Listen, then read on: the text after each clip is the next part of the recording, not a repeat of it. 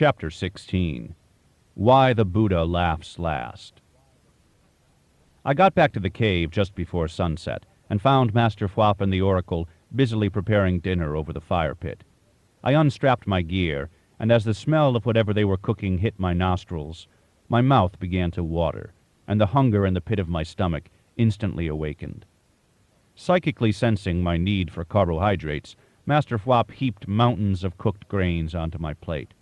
I washed the hot food down with tea, and then, overcome with a complete sense of well-being, I sat back by the warmth of the fire with a full stomach and with my greatest athletic achievement still fresh in my memory. Then I lay down on my sleeping pad and stared at the flickering shadows cast by the fire as they danced across the top of the cave. "Did your snowboarding go well?" Master Fwop politely inquired. "Yes," I responded in a mellow voice. "I think that today I reached a new level in my snowboarding capabilities." "Don't you think that your snowboard, this cave, this place of power, Fwop and I, and your experience last night in the second attention, surfing the dimensions, also deserve part of the credit for your success today?" the Oracle asked me in a humorous tone of voice. "Fwop, it sounds to me like our young friend's ego is beginning to blossom nicely," he added with a sarcastic grin. Now, O great Oracle of Nepal," Master Fwop immediately responded. "Don't you think we should perhaps take it easy on the boy? Tomorrow he must see if he can overcome the initial obstacle, to see if his power is strong enough to attempt to solve the riddle of the missing dimensions. I am not sure that criticizing him now will help him to overcome the obstacle, but, as always, O great and powerful Oracle of Nepal, I bow to your superior wisdom in these matters." "Wait a minute, you guys," I said, interrupting their conversation. "What do you mean that I have to overcome an obstacle tomorrow before I get to tackle the riddle? We just got here," I said nervously. "Tomorrow is your day," responded the Oracle. "Don't worry. I think the whole obstacle challenge is a waste of your time. You should solve the riddle right away, and then begin your study of the third cycle of the Buddha's tantric teachings, so that you can regain your past life enlightenment as soon as possible. But Fwop is insistent on following all of the proper etiquette and formalities. That's because he's older than I am, and still stuck in some of the old-school Buddhist ways. I think that the obstacle is a waste of your time and energy.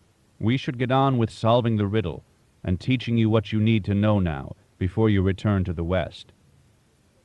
"Wait a minute. You said that once I solved the riddle, that would be it. I would know everything that I needed to know in order to become enlightened. You never mentioned anything about overcoming an obstacle before I dealt with the riddle," I interjected in a frustrated tone of voice.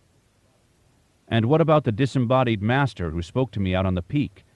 He too seemed to think that I had to solve the riddle pronto. I mean, he seemed very concerned about the fact that the dimensions were disappearing.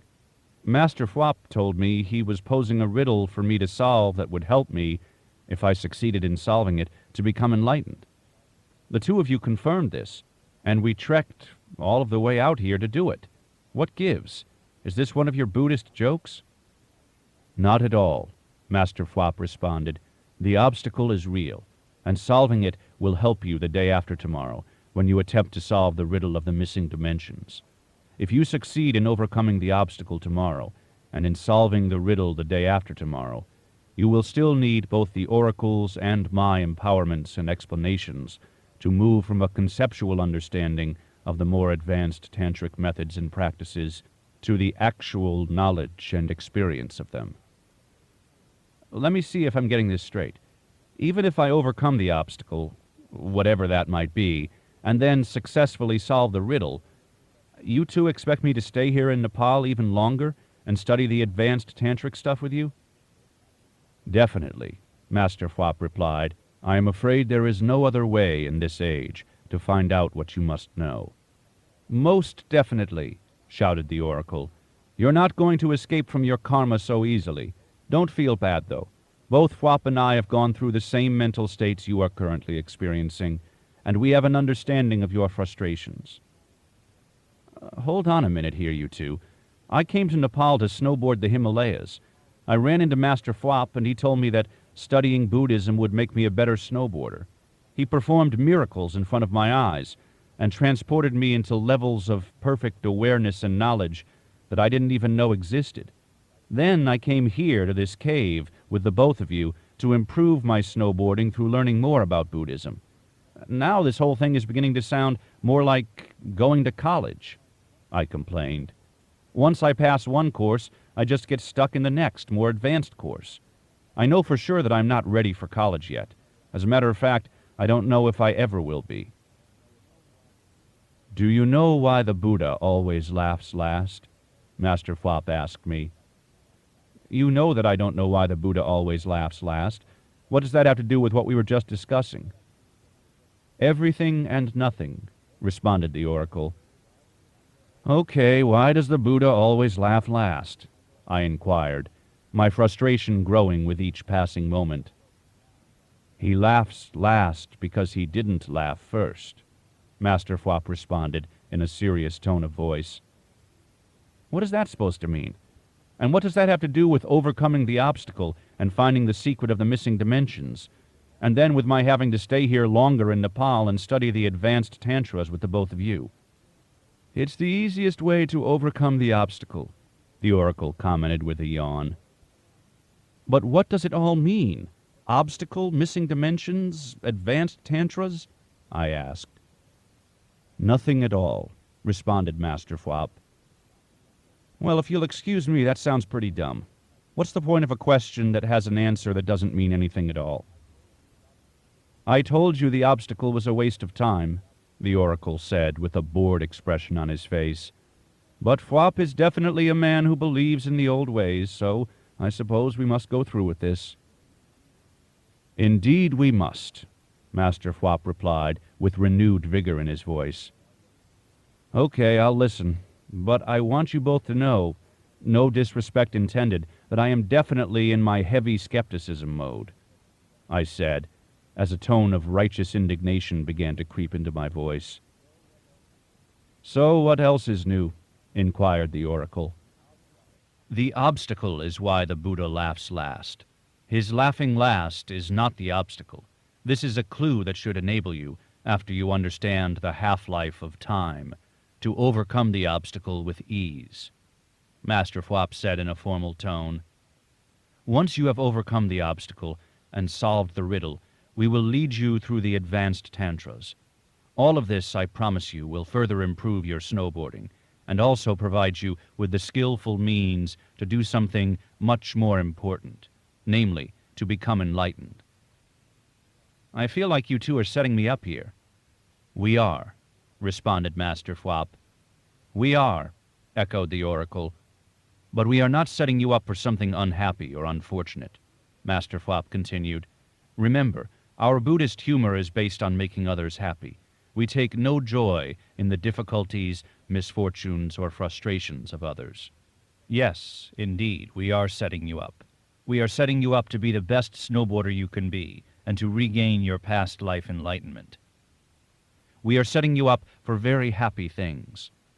But it is necessary to coerce your mind just a little bit to get you to go along with us. Trust us. Later you will be very glad that you did. Should we tell him about the German woman who snowboards better than he does? The oracle asked Master Flop with a huge grin on his face. What German woman? I didn't know there were any women who could snowboard better than I can. Well, I suppose we might make a casual mention of it to him, O great oracle of Nepal, now that you have let the proverbial cat out of the bag. Tell me about her, Master Flop, please. All right, but don't get too excited, or it will distract you from overcoming the obstacle tomorrow. If you don't overcome the obstacle and then solve the riddle, you will never get to meet her. It's really quite simple, Master Flop continued. A young woman arrived in Nepal from Germany to snowboard the Himalayas, but she is just a little bit better at snowboarding than you are. Is she another Buddhist like Nadia was? I hesitantly asked. No. As a matter of fact, she has absolutely no interest in metaphysics. She is a student in Heidelberg, studying philosophy. She is very pragmatic and doesn't believe in anything to do with the spirit. She is definitely physically based. Master Fwop said in summation. There is one hitch, though, the oracle said, trying unsuccessfully to suppress a grin. What's that? I asked suspiciously. Should I tell him, Fwop? It won't hurt at this point. What's the hitch, Master Oracle? I asked as my curiosity became aroused. Nothing very big. You've just been with her in about a dozen of your past lives, that's all. I was struck dumb for several minutes, absorbing everything that Master Fwop and the Oracle had just told me. The Oracle then broke the silence. Well, don't you want to know why the Buddha always laughs last? He asked with a twinkle in his eyes. Yes, I immediately responded. Why, Master Oracle? The Oracle was silent for a moment. He closed his eyes briefly, and then reopened them and stared directly at me. The reason that the Buddha always laughs last is because he sees the ephemeral nature of existence. In the world of Buddhist enlightenment, there is always laughter and never tragedy. Things may appear tragic on the surface, but all of the so-called tragedies of life eventually melt away in the white light of time. Without time and death, there can be no permanent tragedy or separation. In each of our incarnations, we are drawn back to what we love, and those we love, and the so-called tragedies that we experienced in our previous lifetimes only become our next incarnation's past life memories. Since the Buddha, and all enlightened beings for that matter, know this, they always have the last laugh. It is not an egotistical laugh, he continued. It's a happy laugh at the delightful play of existence, which only enlightened masters can accurately see from their cosmic perspectives. Now that you understand this, all that is left to prepare you to overcome the obstacle and to solve the riddle of the missing dimensions is a proper understanding of the half-life of time. Fwop will guide you through those mysteries while I sit here and tend to the fire.